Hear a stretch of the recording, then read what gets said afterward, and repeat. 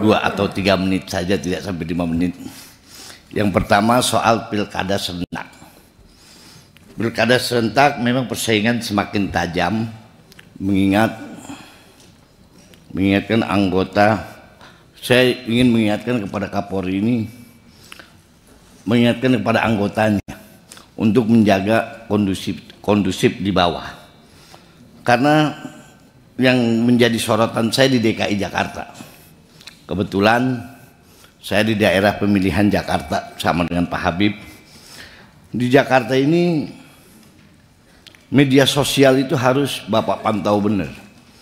Di Pak Kapolda Jakarta, mana Pak Kapolda Jakarta?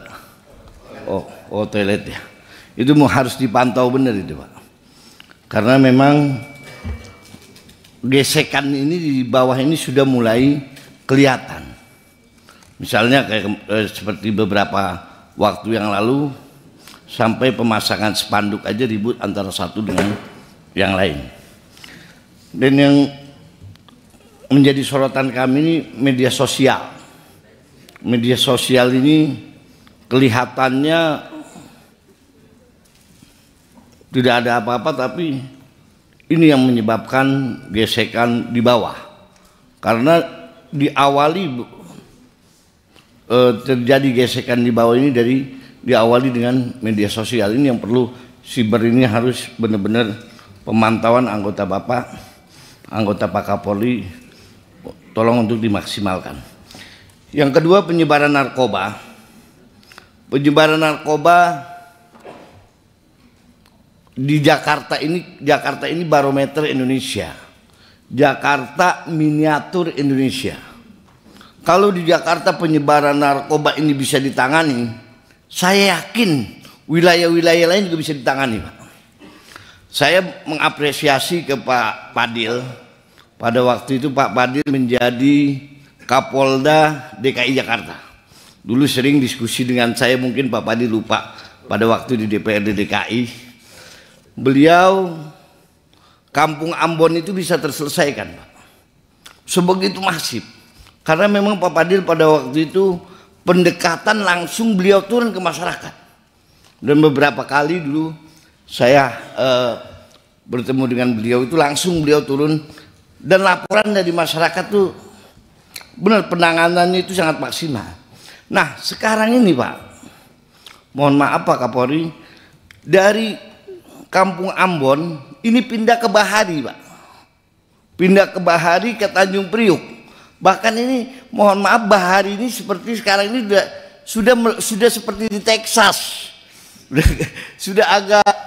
Sudah orang jual beli narkoba biasa. Dan banyak oknum polisi yang tahu di situ.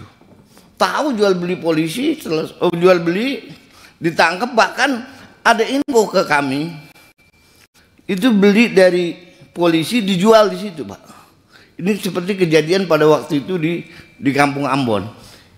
Nah ini saya minta kepada Kapolda DKI Jakarta untuk benar-benar dioptimalkan di wilayah Kampung Ambon. Karena saya agak kaget tadi, peredaran narkoba itu hampir 31 triliun, berapa juta masyarakat yang rusak disebabkan oleh narkoba. Saya yakin kalau di DKI Jakarta itu bisa diselesaikan, maka secara nasional insya Allah bisa terselesaikan. Terima kasih. Assalamualaikum warahmatullahi wabarakatuh. Terima kasih. Ini Pak jagoan dari Jakarta Timur Pak. Saya hampir kalah suara saya Pak dengan Pak ini. Tapi untungnya sama-sama lolos. Berikutnya PKS Pak Nasir Jamil. Baik, terima kasih Ketua. Bismillahirrahmanirrahim. Assalamualaikum warahmatullahi wabarakatuh. Pimpinan, Bapak Ibu anggota Komisi 3 yang kami hormati, kami dari fraksi PKS pertama ingin menyampaikan terima kasih kepada Pak Kapolri yang telah memenuhi permintaan pimpinan Komisi 3 untuk mengikutsertakan seluruh Kapolda dalam rapat kerja pada hari ini. Paling tidak kehadiran para Kapolda ini diharapkan bisa meningkatkan kualitas komunikasi, koordinasi anggota Komisi 3 di daerah pemilihannya masing-masing.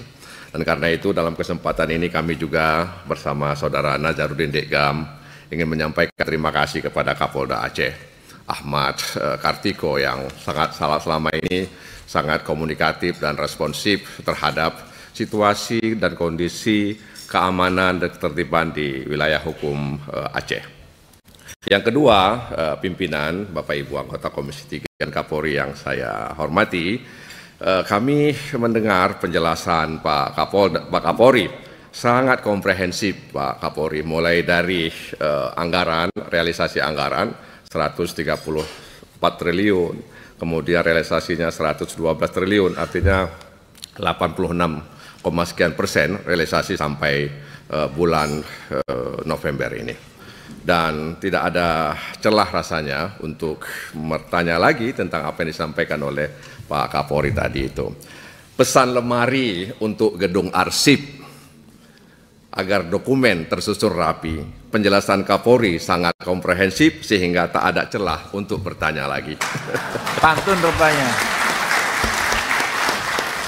Begitupun dalam kesempatan ini kami fraksi PKS ingin menyampaikan kepada Pak Kapolri bahwa ada 3 sendi dalam negara ini. Pertama, demokrasi, yang kedua, negara hukum, dan yang ketiga itu keadilan sosial.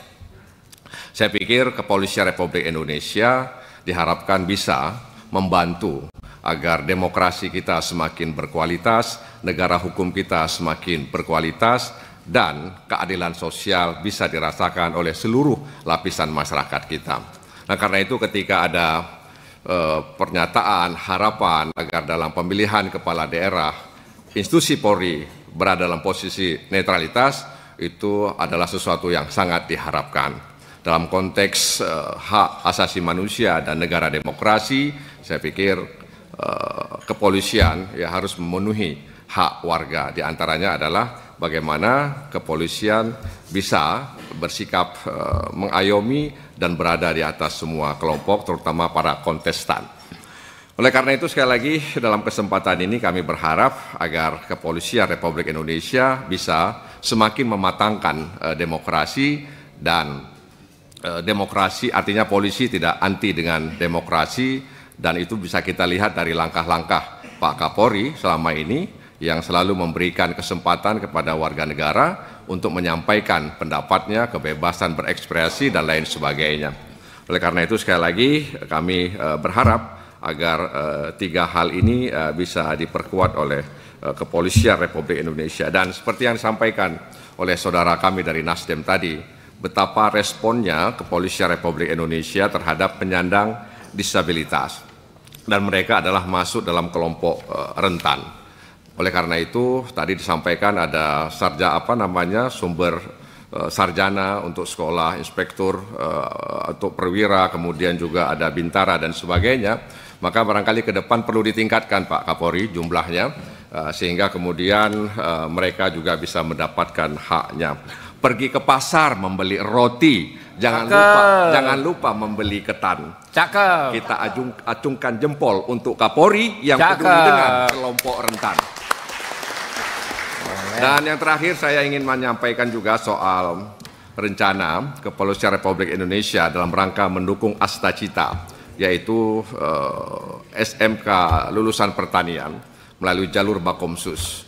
Kami sangat mendukung kebijakan ini karena untuk menghadirkan swasembada pangan, ketahanan pangan, apalagi kalau kita kaitkan dengan makan gratis atau makanan bergizi yang gratis. Cuman barangkali perlu disinkronkan Pak dengan Kementerian Pertanian, karena di sisi lain Kementerian Pertanian juga akan merekrut ya milenial untuk menjadi petani yang mereka akan digaji per bulannya 10 juta. Ya, oleh karena itu perlu disinkronkan Pak ya, sehingga kemudian Babin Kaptipmas yang merupakan lulusan SMK Pertanian tadi juga bisa mendapatkan perhatian dari Kepolisian Republik Indonesia. Ini barangkali beberapa hal yang kami ingin sampaikan di antara banyak hal sebenarnya, mengingat waktu yang sangat terbatas. Mudah-mudahan kinerja yang disampaikan oleh Pak Kapolri tadi itu bisa ditingkatkan, terutama bagaimana kita memerangi kejahatan lingkungan Pak. Jadi tadi ada sumber daya alam, di mana potensi yang diselamatkan itu 17 triliun, lalu ada yang juga bisa diselamatkan sekitar 2 triliun. Jadi kejahatan terhadap sumber daya alam ini Pak, bukan hanya merugikan uang, tapi juga merugikan perekonomian negara, bahkan juga bisa menghadirkan krisis iklim, ya, di mana suhu bumi meningkat, krisis pangan, krisis air, bahkan krisis kesehatan. Jadi disitulah sebenarnya negara hadir untuk mengatasi krisis-krisis tadi itu disebabkan oleh pelaku-pelaku kejahatan sumber daya alam tadi itu, Pak. Itu harapan kami, Pak Kapolri, ya mudah-mudahan kita bisa mengatasi krisis-krisis ini dengan tegas penegakan hukum kepada pelaku-pelaku yang ingin ya melakukan katakanlah kejahatan terhadap sumber daya alam kita. Terima kasih pimpinan Komisi 3, terima kasih Pak Kapolri dengan seluruh jajaran yang hadir pada rapat kerja pada hari ini.